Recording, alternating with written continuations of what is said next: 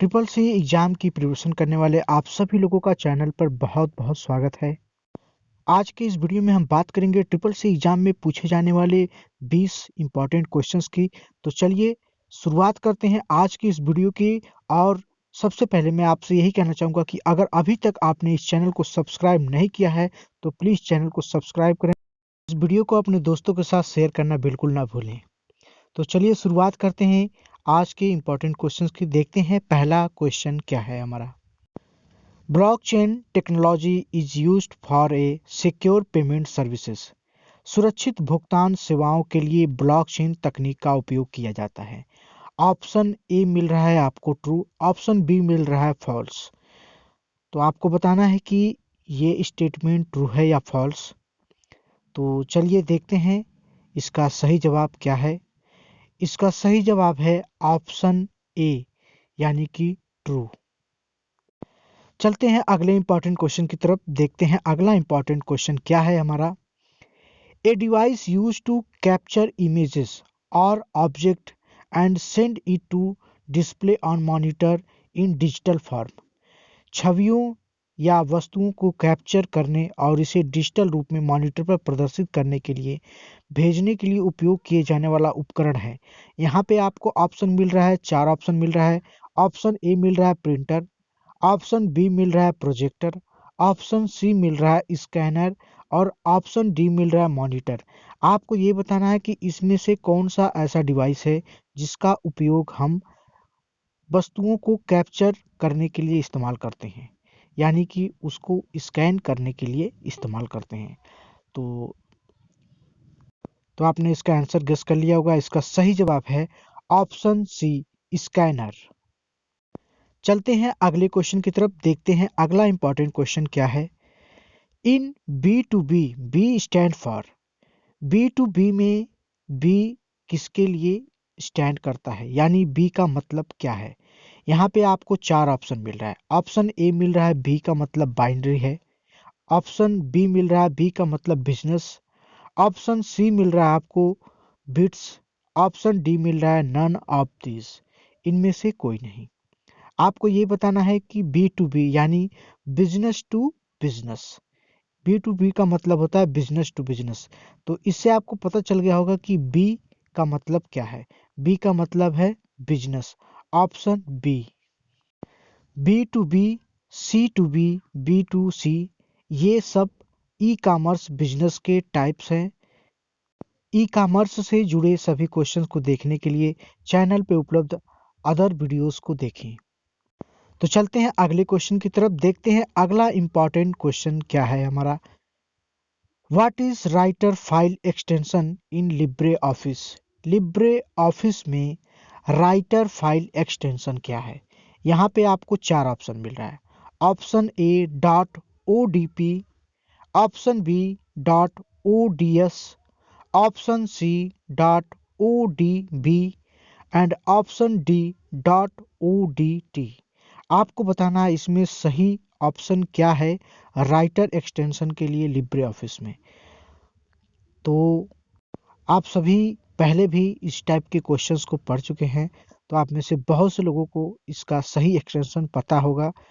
और चलिए देखते हैं इस प्रश्न का सही जवाब क्या है।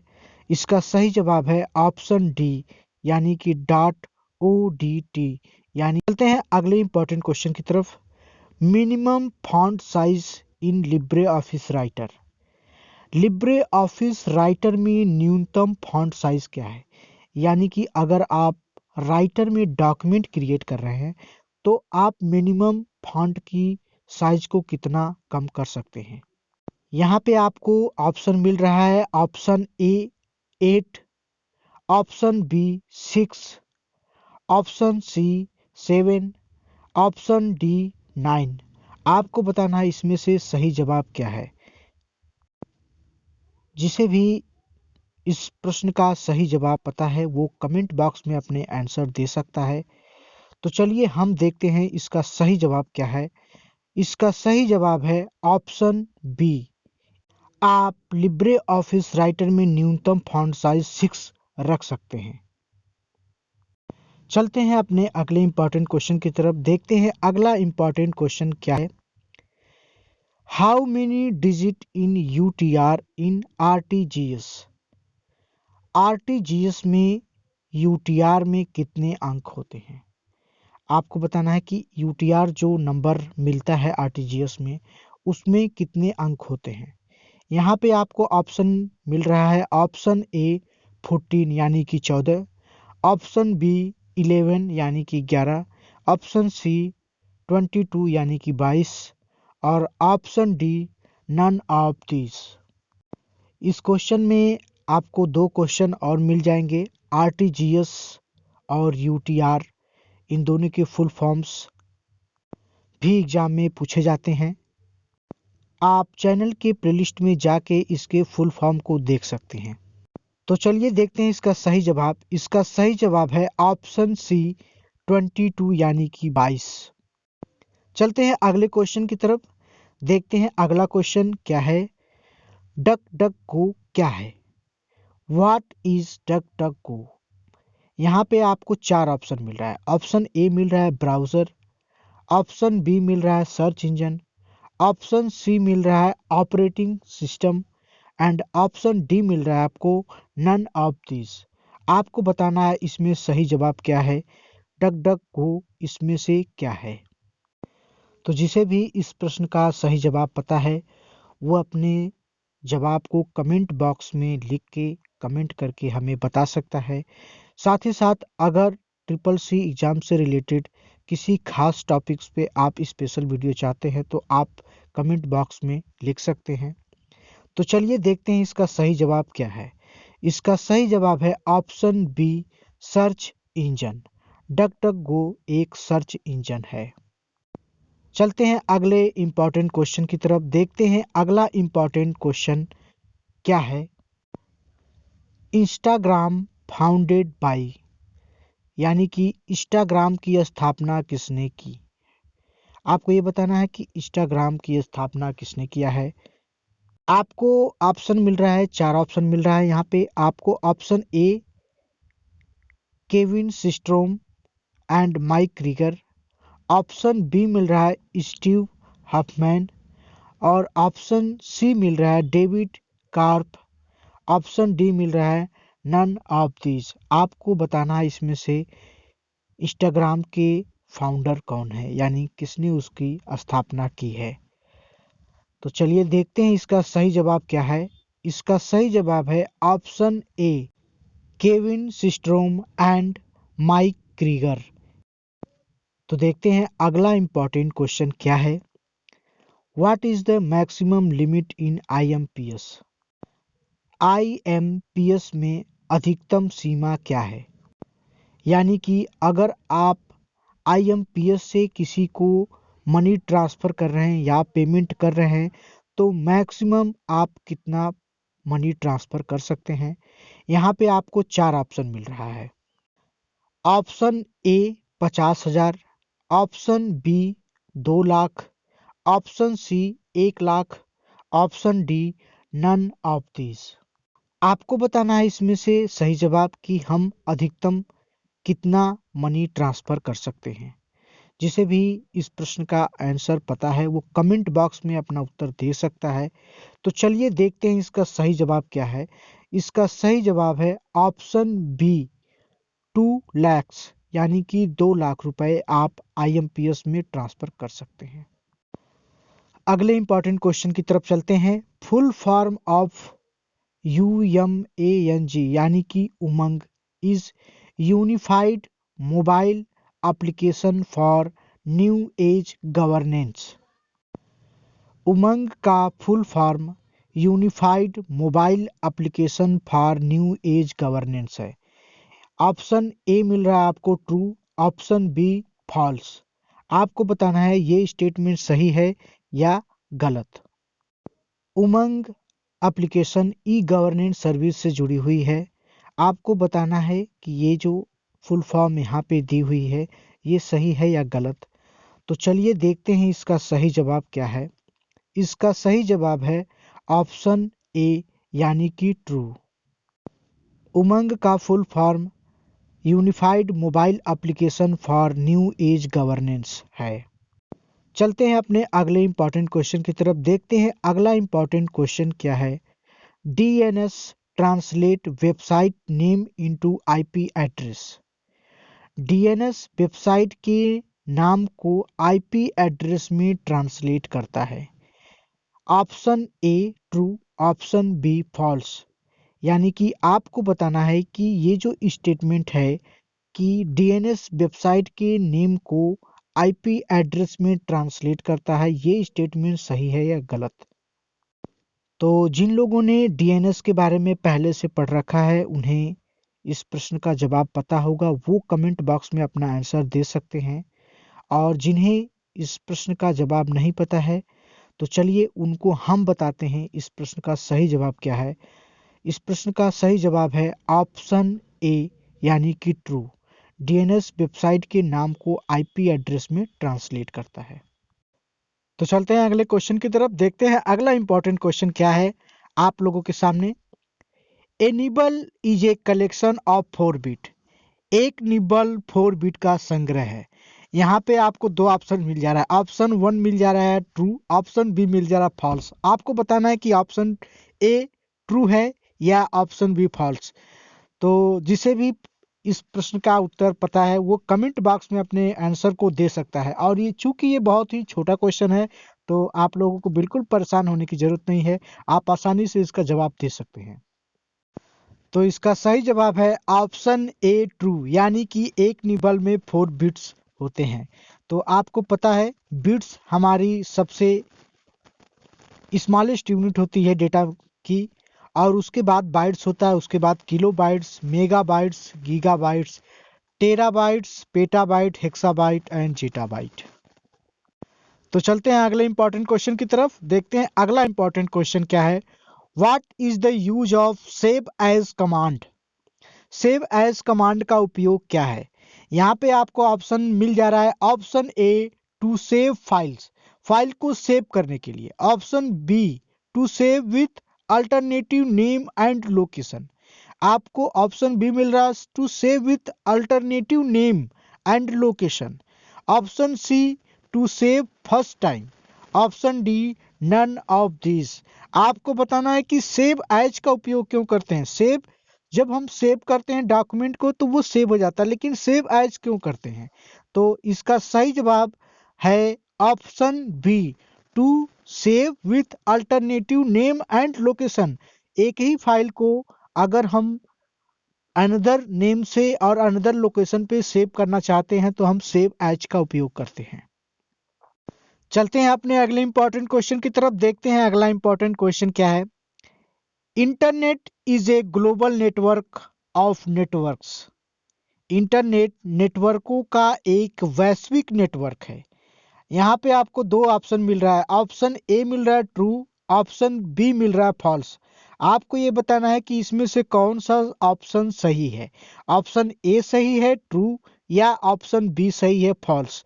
आपको बताना है इंटरनेट एक ग्लोबल नेटवर्क है नेटवर्क्स का, यानी कि छोटे छोटे नेटवर्क्स का एक ग्लोबल नेटवर्क होता है इंटरनेट। तो अब आप इसका आंसर जान चुके होंगे, तो इसका आंसर आप कमेंट बॉक्स में भी दे सकते हैं। तो चलिए देखते हैं इसका सही जवाब। इसका सही जवाब है ऑप्शन ए यानी कि ट्रू। इंटरनेट एक ग्लोबल नेटवर्क है छोटे नेटवर्क्स का। चलते हैं अपने अगले इंपॉर्टेंट क्वेश्चन की तरफ, देखते हैं अगला इंपॉर्टेंट क्वेश्चन क्या है। तो आप यहाँ स्क्रीन पे देख पा रहे हैं, in which year Gmail service was launched. Gmail सेवा किस वर्ष शुरू की गई थी। यहाँ पे आपको चार ऑप्शन मिल रहा है, ऑप्शन ए मिल रहा है 2008, ऑप्शन बी मिल रहा है आपको 2005, ऑप्शन सी मिल रहा है 2004 एंड ऑप्शन डी मिल रहा है 2001। इन चार ऑप्शन में आपको सही ऑप्शन का सिलेक्शन करना है। आपको बताना है कि इसमें सही ऑप्शन क्या है, यानी जीमेल की सर्विस कब लॉन्च हुई थी। तो आप में से बहुत से लोग इसका आंसर जानते हैं, वो अपना आंसर कमेंट बॉक्स में दे सकते हैं। और जिन्हें इस प्रश्न का आंसर नहीं पता है तो उनको मैं बताना चाहता हूँ इसका सही जवाब है ऑप्शन सी 2004। अगर ये वीडियो आपको पसंद आ रहा है तो आप प्लीज़ इस वीडियो को लाइक करिए, शेयर करिए अपने दोस्तों के साथ, और साथ में चैनल को अगर सब्सक्राइब नहीं किए हैं तो प्लीज़ चैनल को सब्सक्राइब करें। तो देखते हैं अगला स्क्रीन पे इम्पॉर्टेंट क्वेश्चन जो दिख रहा है, विच protocol used for downloading files. File download करने के लिए किस प्रोटोकॉल का उपयोग किया जाता है।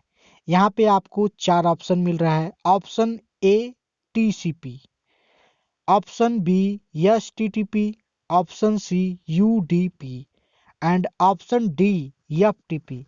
आपको बताना है कि फाइल डाउनलोड करना है, यानी सर्वर से कंप्यूटर, यानी कि क्लाइंट कंप्यूटर पे फाइल आएगी, यानी कि फाइल एक प्रकार से सर्वर से क्लाइंट कंप्यूटर पे ट्रांसफर होगी।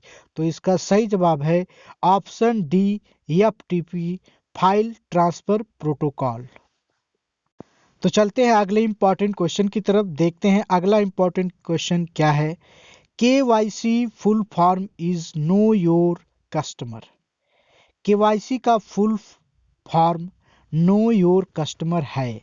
यहाँ पे आपको 2 ऑप्शन मिल जा रहा है। ऑप्शन पहला मिल जा रहा है आपको ट्रू, ऑप्शन सेकंड मिल जा रहा है आपको फॉल्स। आपको बताना है KYC का जो फुल फॉर्म यहाँ पे लिखा गया है वो सही है या गलत। तो चलिए देखते हैं इसका सही जवाब। लेकिन उससे पहले मैं आपको ये बताना चाहता हूँ कि KYC आपका फाइनेंशियल सर्विस से जुड़ा हुआ क्वेश्चन है। अगर किसी भी बैंक में आपका अकाउंट होगा तो आपने ये KYC वर्ड अक्सर सुना होगा। तो इसका सही जवाब है ऑप्शन 1 यानी कि ट्रू। KYC का फुल फॉर्म होता है नो योर कस्टमर। इसमें कस्टमर की एक डिटेल्स फॉर्म में फिल करके बैंक में रखी जाती है। तो देखते हैं अगला इंपॉर्टेंट क्वेश्चन क्या है। What is the timing to use IMPS payment service. IMPS भुगतान सेवा का उपयोग करने का समय क्या है। यहाँ पे आपको 4 ऑप्शन मिल रहा है। ऑप्शन ए मिल रहा है 8 AM टू 5 PM, यानी कि 8 बजे से शाम के 5 बजे तक। ऑप्शन बी मिल रहा है 10 AM टू 4 PM, यानी कि सुबह 10 बजे से लेके शाम के 4 बजे तक। और ऑप्शन सी मिल रहा है आपको 24/7, यानी 24/7, यानी आपको 24 घंटे 7 दिन, मंडे टू संडे। और ऑप्शन डी मिल रहा है 24/6, यानी कि 24 आवर्स, मंडे टू सैटरडे। तो इसका सही जवाब है ऑप्शन सी 24/7, यानी कि आपको पूरे हफ्ते 24 घंटे। तो चलते हैं अगले इंपॉर्टेंट क्वेश्चन की तरफ, देखते हैं अगला इंपॉर्टेंट क्वेश्चन क्या है। Which of the following is application layer protocol. निम्न में से कौन सा एप्लीकेशन लेयर प्रोटोकॉल है। यहाँ पे आपको ऑप्शन मिल रहा है। Option A TCP, option B HTTP, option C LLC and option D none of this. तो यहाँ पे आप देख सकते हैं TCP यानी कि ट्रांसमिशन कंट्रोल प्रोटोकॉल, HTTP यानी कि hypertext transfer protocol and option C में LLC logical link control protocol. ये तीनों ही एक प्रोटोकॉल हैं, लेकिन आपको एप्लीकेशन लेयर का प्रोटोकॉल बताना है। तो इसका सही जवाब है option B HTTP hypertext transfer protocol. तो चलते हैं अगले इंपॉर्टेंट क्वेश्चन की तरफ, देखते हैं अगला इंपॉर्टेंट क्वेश्चन क्या है। Full form of HTML is hyper text markup language.